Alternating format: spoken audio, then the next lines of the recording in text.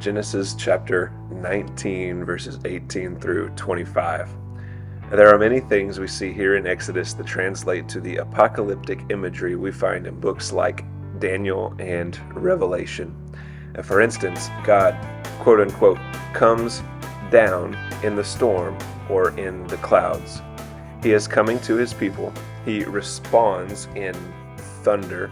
There are earthquakes, trumpets resound at his coming. All of these images are used throughout the Bible following Exodus to symbolize the coming down of God at different times for different reasons. God warns Moses, again, not to let the congregation of Israel up the mountain, lest many of them perish. You can see that in verse 21.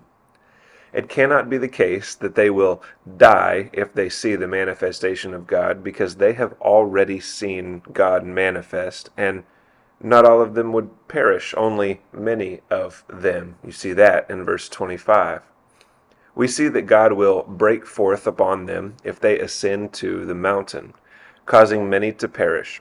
In Exodus, it seems that God wants to maintain a sense of holiness, so that people know that they are unable to ascend to him. Even the priests had to consecrate themselves because they weren't good or holy or righteous enough to approach God.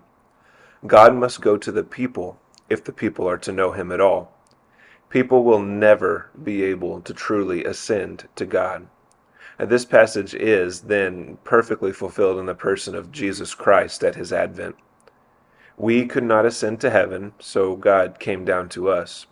We could not save ourselves, so God saved us. We could not know God, so God knows us. Books like Daniel and Revelation show that Jesus is the perfect and full revelation of God to the people.